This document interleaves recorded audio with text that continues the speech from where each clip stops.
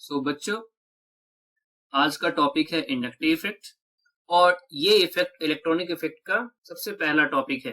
ठीक है, तो चलिए शुरू करते हैं। अब इंडक्टिव इफेक्ट डिस्कस करने के पहले मैं एक छोटे सा कॉन्सेप्ट को रिवाइज करूंगा। रिवाइज क्या करना है कि कैसे हम कभी भी पोलर बॉन्ड्स को आइडेंटिफाई करते हैं, ठीक है, और इसमें हम चार्ज कैसे डिस्ट्रीब्यूट करते हैं, ये हमें अगर पता हो तो अपने लिए बहुत आसान हो जाएगा।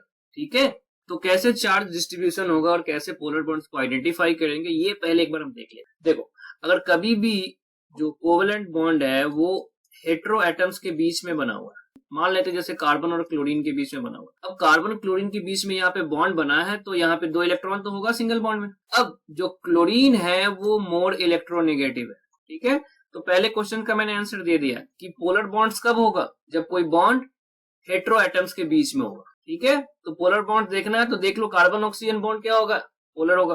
कार्बन कार्बन बॉन्ड नहीं होगा, क्यों? बिकॉज दोनों एटम सेम है। कार्बन नाइट्रोजन बिल्कुल फिर से पोलर होगा, नाइट्रोजन ऑक्सीजन पोलर होगा, बट नाइट्रोजन नाइट्रोजन वो नहीं होगा, वो नॉन पोलर होगा। क्यों? बिकॉज उसमें दोनों एटम्स सेम होंगे।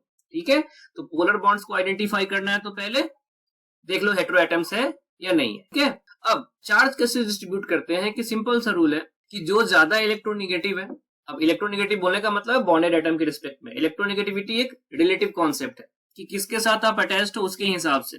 जैसे कार्बन हाइड्रोजन के साथ अटैच्ड है तो ज्यादा इलेक्ट्रोनेगेटिव है, क्लोरीन के साथ अटैच्ड है तो लेस इलेक्ट्रोनेगेटिव है। ठीक है, तो ये रिलेटिव स्केल है।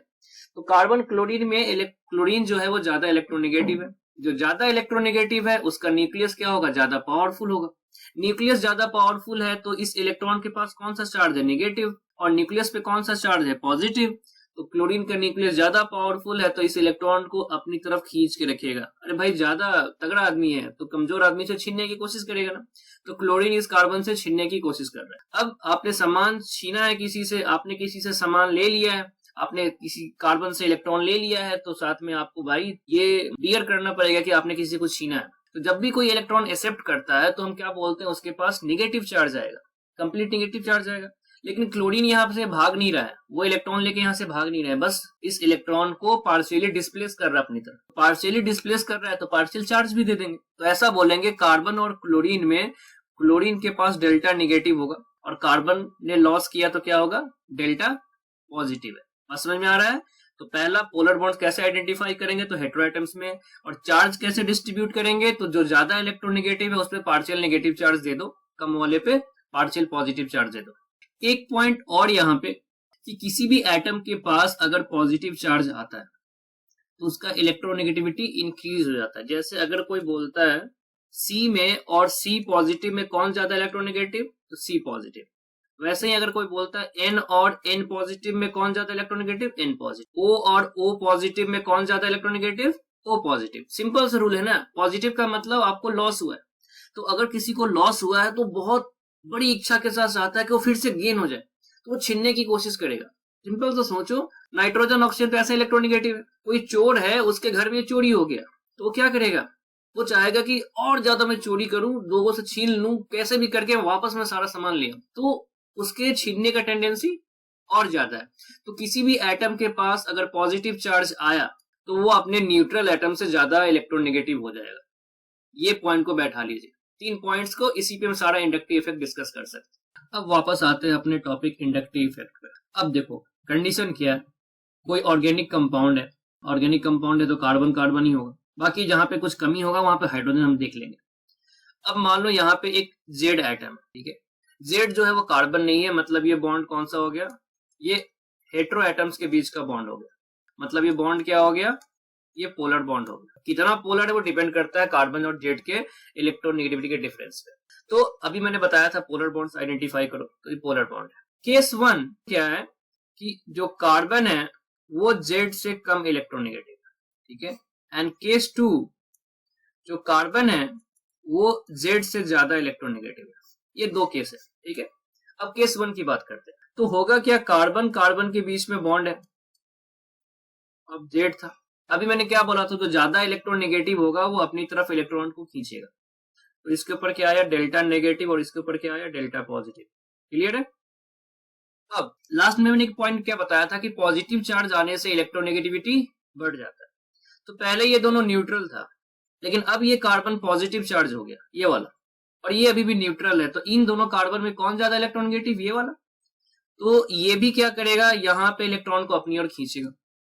अब इसके खींचने के कारण इस कार्बन पे कुछ पॉजिटिव चार्ज आया, अब ये क्या करेगा, अपने बगल वाले के साथ खींचेगा। तो इस तरह से क्या हो रहा है, चार्ज ट्रांसमिट हो रहा है through carbon carbon sigma bond.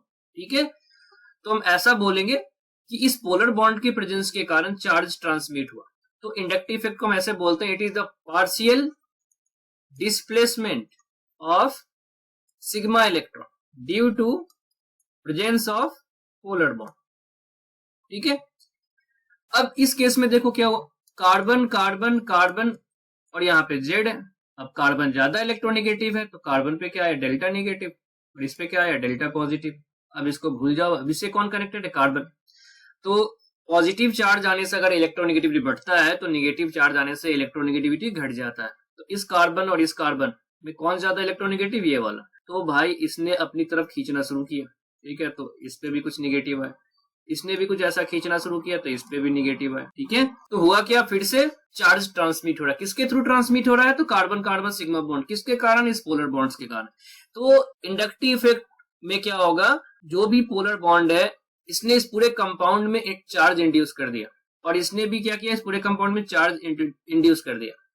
तो इसीलिए इसका नाम इंडक्टिव इफेक्ट है। इंड्यूस मतलब कोई पोलर बॉन्ड पूरे कंपाउंड में चार्ज जनरेट कर रहा है। लेकिन हमेशा याद रखना, नेट चार्ज क्या होगा, वो जीरो रहेगा। कंपाउंड्स में चार्ज नेट चार्ज नहीं आने देगा, नेट चार्ज हमेशा जीरो होगा। दूसरा, अब ये जो डिफरेंस है इलेक्ट्रोनेगेटिविटी का, यहाँ पे अगर डिफरेंस सपोज मैं बोलता हूँ x है, यहाँ पे डिफरेंस y है, यहाँ पे डिफरेंस z है, तो ये धीरे धीरे डिफरेंस घटने लगेगा। तो होगा क्या, धीरे धीरे जाके ये इफेक्ट टर्मिनेट कर जाएगा। सो हम इंडक्टिव इफेक्ट को इस तरह से कंक्लूड कर सकते हैं कि it is the charge transmission through sigma bond due to polar bond. जब पोलर बॉन्ड होगा तो उसके कारण चार्ज ट्रांसमिट होता है। दूसरा, एक पोलर बॉन्ड के इलेक्ट्रॉन विड्रॉ करने का या डोनेट करने का एक कैपेसिटी है, मतलब अप टू 3 और 4 कार्बन, 3 to 4 कार्बन ये डिस्टेंस इफेक्टिव होता है। उसके बाद ये डिस्टेंस उतना ज्यादा इफेक्टिव नहीं रहता। ठीक है, तीसरा, always operate through sigma bond not through pi bond. ठीक है, मतलब पाई इलेक्ट्रॉन्स का कोई इन्वॉल्वमेंट नहीं है, जो भी है सिग्मा बॉन्ड के थ्रू है। मतलब कहीं पे डबल बॉन्ड भी है तो ऑब्वियसली बात है, ज्यादा इलेक्ट्रोनेगेटिव होगा, अपनी ओर खींचेगा ज्यादा या डोनेट करेगा। लेकिन पाई इलेक्ट्रॉन्स का कुछ इन्वॉल्वमेंट नहीं है, जो इन्वॉल्वमेंट है केवल सिग्मा इलेक्ट्रॉन्स का।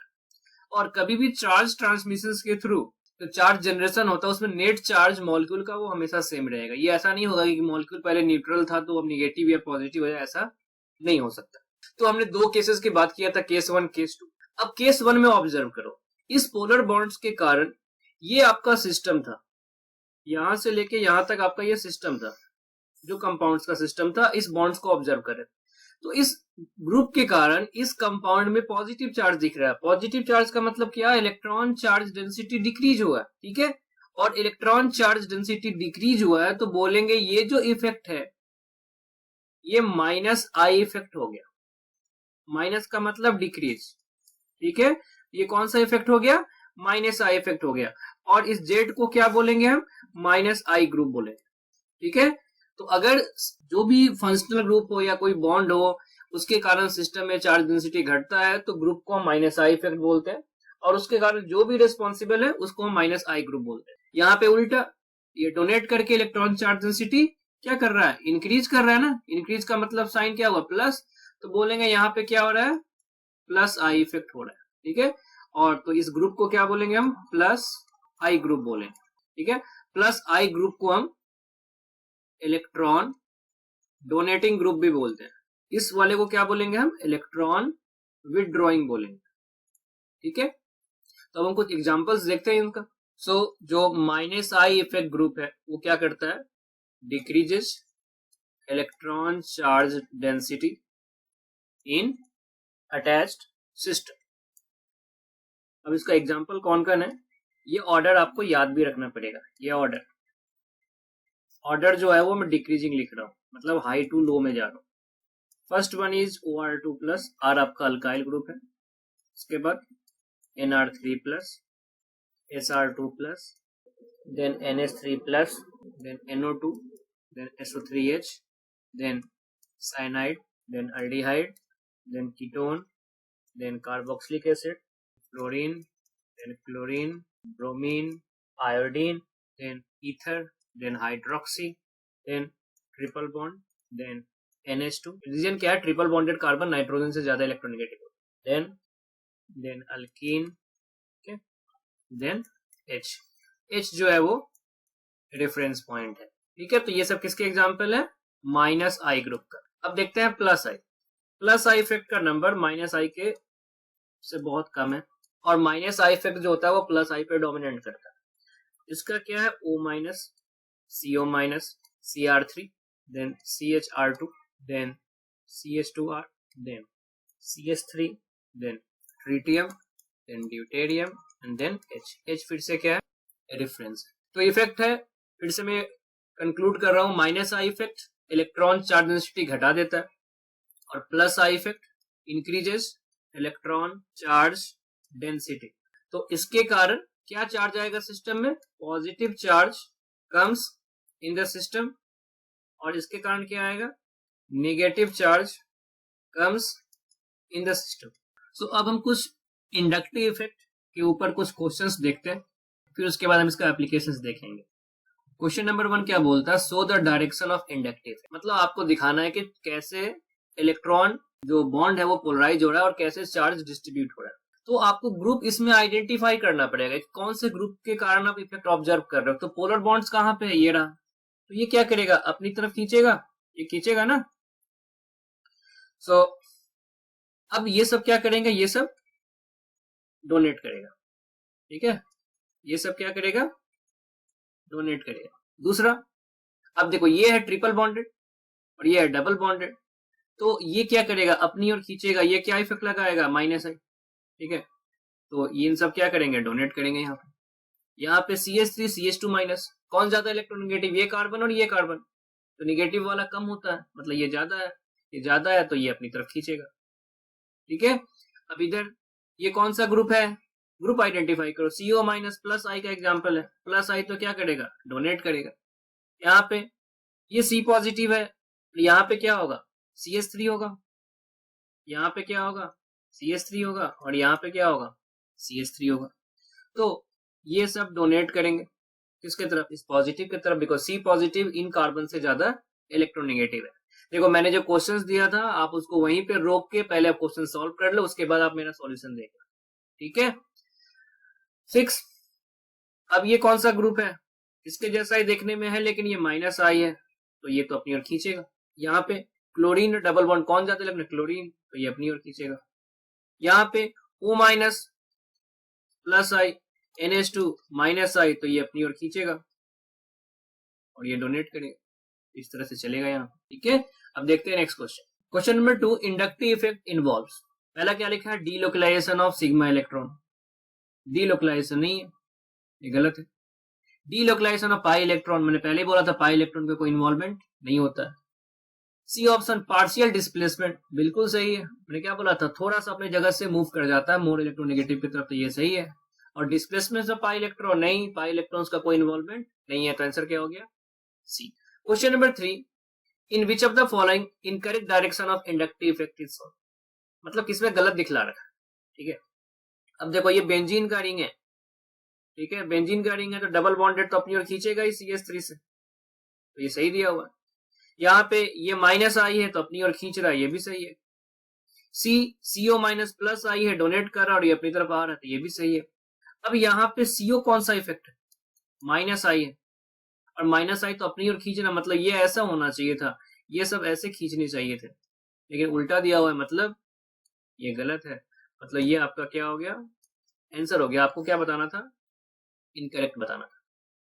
Question number 4, decreasing minus I effect of given groups is. कौन है? Cyanide, NO2, NH2F। बिल्कुल ऑर्डर का क्वेश्चन है, ये आपको याद रखना पड़ेगा। तो सबसे मोस्ट जो माइनस आई इफेक्ट दिखलाता है वो कौन है? NO2, मतलब 2 सबसे आगे।